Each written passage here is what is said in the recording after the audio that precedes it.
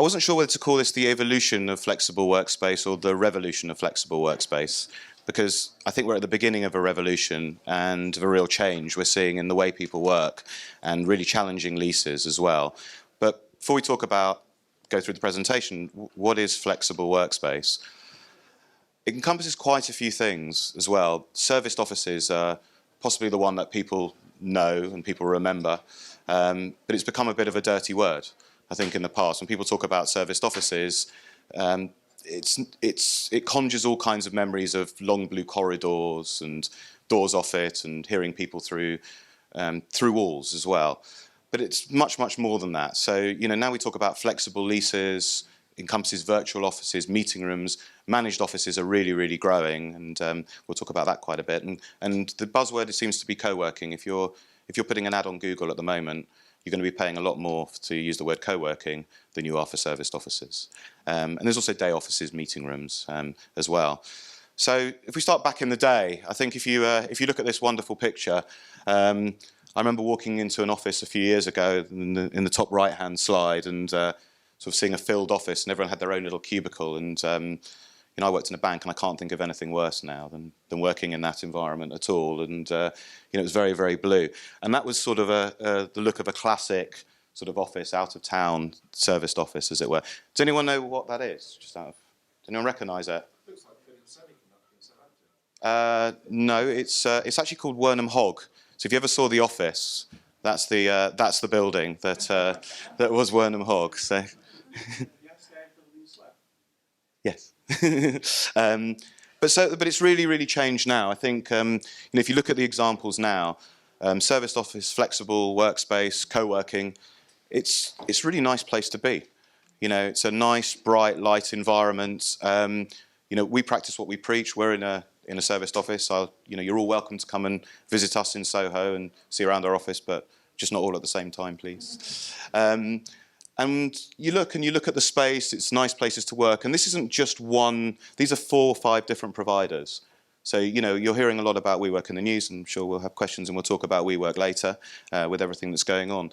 But there's actually 6 different providers here offering very different products as well.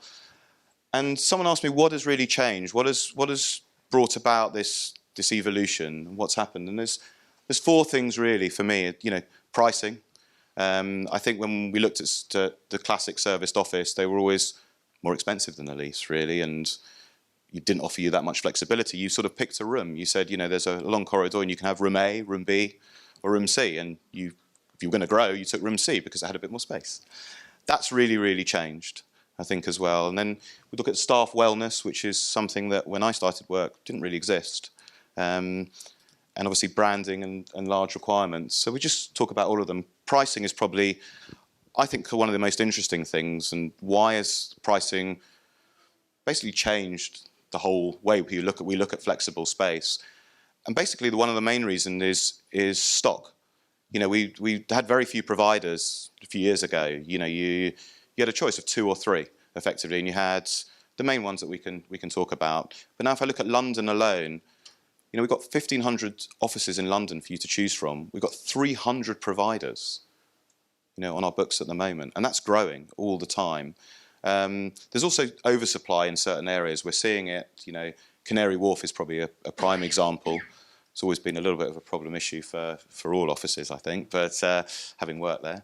And what we're seeing now is that you're seeing pricing that's really going to contract there. And actually, what happens then is that a lot of startups will look at Canary Wharf, and when I say startups, I'm talking anything up to 20 people. We'll probably start to look at office space there because it will be cheaper than the city in the next few months as well.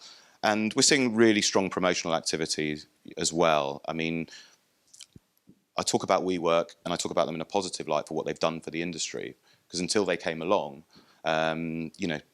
there was no noise, there was no one knew what everyone thought. The offices we described before were the only offices that were available. And WeWork came along and as a disruptor, they came into the London market, opened stacks of building. We talked about free beer. It's not just about free beer, but we talk about breakout space, having smaller office space, but larger space for you to break out and meet other people. And this is what apparently the younger generation likes. They like to interact and to mingle and not just to be at their desk and working all day.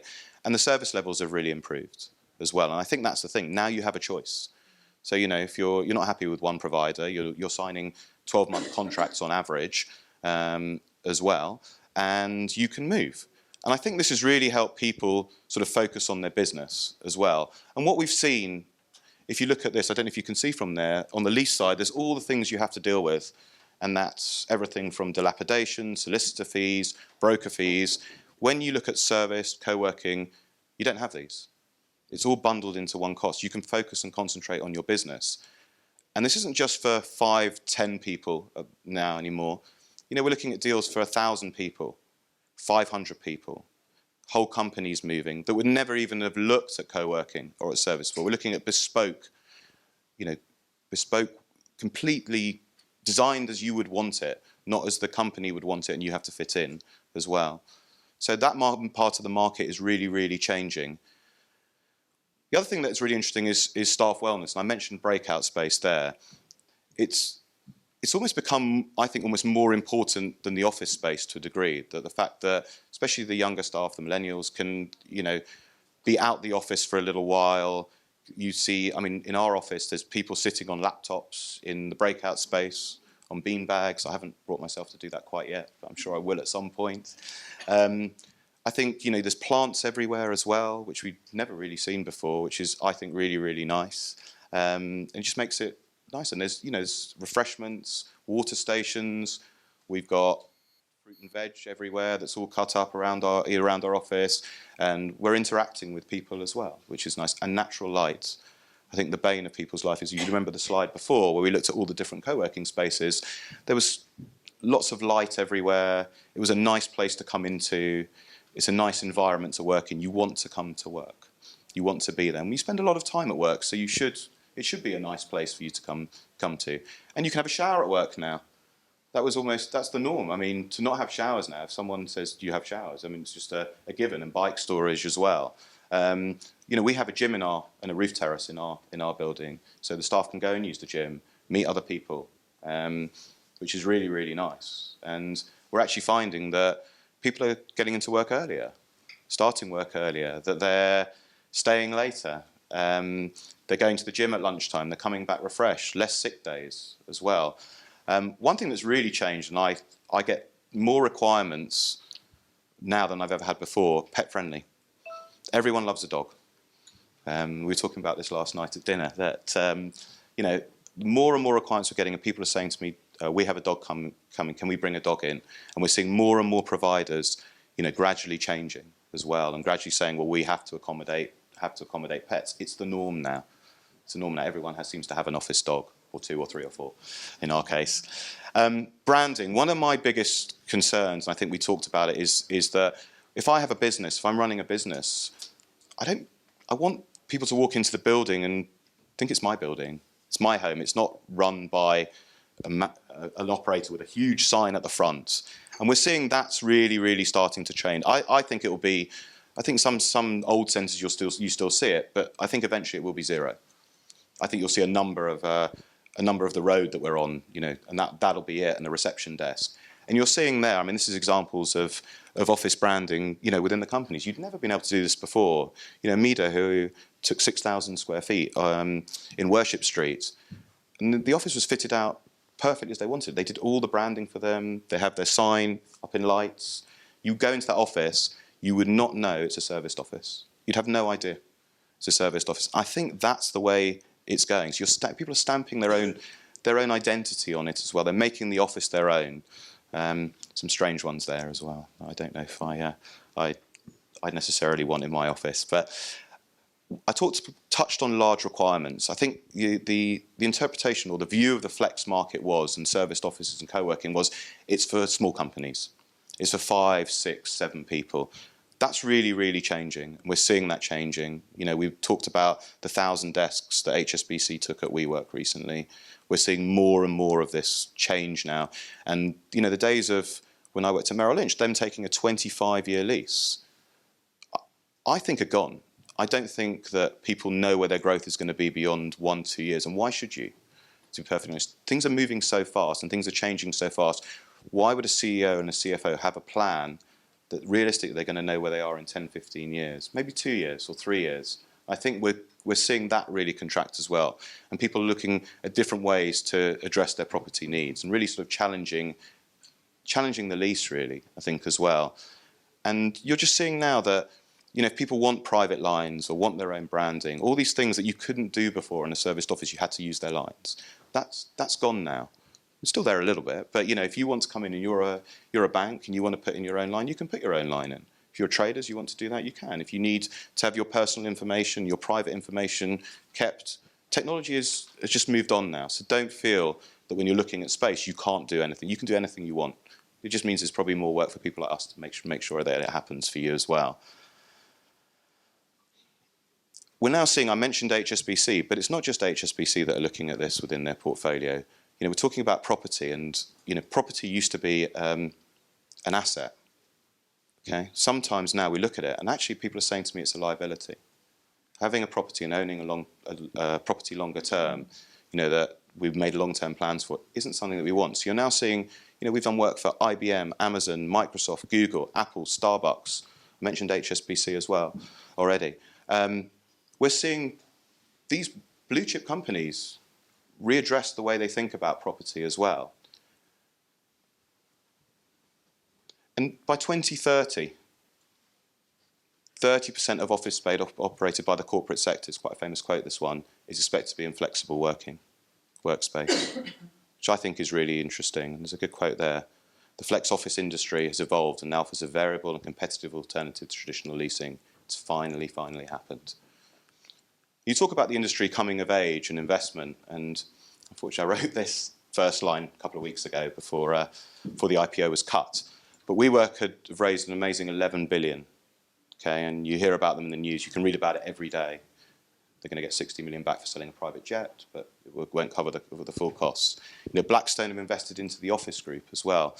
These are big names. Carlisle, 200 million into Uncommon. They're just opening 140,000 square foot of shared space in Holborn as well. Notel, who've just come to the UK, 400 million. Convene, 260 million. A company called Industrious, who are tiny, have just raised 142 million as they continue to grow as well. And this trend is happening across the globe. It's not, we'll talk about London in a second, because London is the capital of co-working. It's happening everywhere. So global demand for flexible space has actually increased 50% in the last 5 years, which is astonishing, and we're only at the tip of the iceberg. We're talking about global market estimates top 25,000 spaces by 2022. Bear in mind we're at 15 at the moment, 15,000. Big amount of growth in a short space of time. And if you look at co-working, the global market, when I say co-working, I'm talking about serviced offices as well, just to be very, very clear, has more than doubled since 2015, which is astonishing. London is a very, very fast-growing. It's probably the capital of co-working. It's been embraced by more people, and we're still, 35% of demand by the end of this year will come from large and corporate companies. So we're sort of moving out the psyche, as we talked about earlier, about offices being for 5, 10, 15 people. We're now looking at people 50, 100, 200, 1,000, as I said already, and that is going to be the norm very, very, very soon. And it is the most active city and the largest co-working stock in the whole of Europe. And it's about 11 million square feet now. And a great stat that you guys might not be able to see from there, and anyone that can, I'd like to meet your optician. If you look at the right-hand side, in London, a new space opens up every 5 days. Okay? It'd be a very slow global clock, all these clocks, but it would be good. New York is 7.5. The US is on there represented quite heavily and Canada as well, sorry, from 13 to 15 days. But the message is that we're seeing huge amounts of growth across the board. And we're only at 20% of the whole of the London stock is flexible at the moment. And I think that's going to continue to grow. I think you're seeing landlords react now and realising they've got to offer more flexibility. And 10, 15, 25-year leases, not dead, but they're certainly having to think about how they do things as well. And as I said, there's 300 operators in London alone. 1,500 locations in London. And we're seeing growth. It's quite interesting because our volume is skewed, I guess, towards the smaller side because of the amount of inquiries we get and the amount of startup companies that often come through as well, and corporate deals take a lot longer to put together. But we're already seeing, I think we're now into double figures when it comes to requirements. So the average requirement that we're taking is 10. Okay, and bear in mind it was 6.5. I don't know how we got a half, but 6.5 of a few years ago, back in 2014. There's quite a few other factors to think about, and I've managed to go for quite a while. Oops, is that right? Yeah, sorry.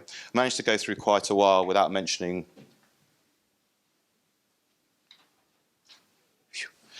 Quite a while without mentioning the word Brexit, which we've all heard about. And Brexit, what has really helped the market, as far as we're concerned. It's a bit of a mess for everyone, really, because no one knows what's going to happen. No one quite understands it, for a start. And what is it going to mean for our business? But what it does tell you is that you can't really plan that far ahead, because we don't really know what's going to happen in October. We haven't known for the last 3 years what's really going to happen. And that has really helped this market, I think, give you the flexibility and the growth and everything you need. And that's why you're seeing this huge investment coming in as well. There's another factor as well, which I'm not an accountant, but IFRS 16, for those that know what I'm talking about, that is the new accounting regulation changes that we saw that have been in for about 1.5 years now. That basically means that a lease now has to go on your balance sheet, which for people means that it is now a liability. And this is what I said earlier, a lease is now a liability, it is not an asset anymore. It's something to think about. And we want increased flexibility and agility now. We're seeing that all the time now. People are not sure how they're going to expand, if they have new projects, where they're, are they going to have hot desking, where are people going to sit? That's changing as well. And it's also changing because of the millennial workforce. When I started work, I was kind of grateful to have a job. Millennials, now, it's about how you're going to keep us. What are you going to give us to keep us here, from stop us going over the road to the other agency? How do you do that? And as I mentioned, we have gyms, we have roof terraces, we have fruit, we have all these things that people like. And then technology as well. Technology is growing so fast. Technology is changing everything, the way we do things and how fast we move and just everything in life. And I think it's also changing how we perceive office space. We're also seeing, we talked about millennials, about the employee power shift as well. I didn't realise this, that over half of employees globally are working outside of their main HQs 2.5 days a week. 4 out of 5 employees, if they were choosing a job, would turn one down that doesn't offer flex working versus the other. People want that flexibility. They want the ability to work from home, which is why we're seeing hot desking, more hot desking within a private office space. And 85% of employees said their productivity increased as a result of greater flexibility. We're definitely seeing this. We're definitely seeing this in our industry, and we're seeing the impact from all industries and the demand we're seeing as well at the moment. So what happens next with the flexible evolution, as it were, or revolution? We're going to see new operators entering the market all the time. We meet with new operators all the time saying they want to open offices. Can we find them offices to open up? Talking to us about different market rates, different parts of the globe which are growing fast. We're seeing more and more niche and bespoke spaces. We're seeing more and more landlords, companies like British Land, come out with their own brand of serviced offices. This was unthought of a few years ago. And that's, you're seeing vast amounts of growth there. And employees are demanding more flexibility. We talked about millennials as well. I think that's they're only going to get more demanding, I think, as every generation comes up, and they're going to want more and more and more. And corporate growth. The corporate growth has shunned serviced offices, shunned co-working for so many years. And now we're seeing really, the growth really accelerate. And, the quote is there, 60% of individuals working in co-working spaces will be part of a larger organisations by 2022, which I think is phenomenal. I'm obviously here for a reason, and I've got to do a shameless plug. A little bit about office freedom. I'm going to start at the bottom one, actually, because the one that attracts everyone's attention is no fees for clients. We do not charge you a fee if you come to us for consultation and take an office space. We charge the landlord. And this model works very, very well for us, and I imagine works very, very well for you guys as well if there's no fee. We're 26 years old. We've got a lot of experience. We were the pioneers of the global flexible office brokerage as well. We've got advisors that have been there. I think we celebrated someone's 20th anniversary. Our guy running the US team at the moment has been there for 20 years yesterday, which is, I worked out, was longer than the Count of Monte Cristo was actually in prison. But, and we're impartial. I often say we're like Compare the Market, which we're an aggregator. I don't mind. I don't have an allegiance to a WeWork. I don't have an allegiance to an IWG. The last 10 deals, large deals I've done have been with 10 different operators in London and in Europe as well. So we're completely impartial. We've got over 13,000 properties listed worldwide. I've mentioned, I don't know if we can play this. What makes great flexible workspace? Number one is the location, and number two is the flexibility. These properties are vibrant, inspiring, creative places with rooftop terraces, with gyms, cool breakout areas, with all the cool facilities that you would want in a vibrant, flexible workspace. We've been in the industry 26 years. We was the first broker and aggregator of flexible workspace worldwide. We've had the longest standing relationships with all of the landlords of all of the 13,000 properties that we list globally. We offer a free and impartial service, and our consultants will work hard to negotiate the best terms and the best price to get that client in the office space.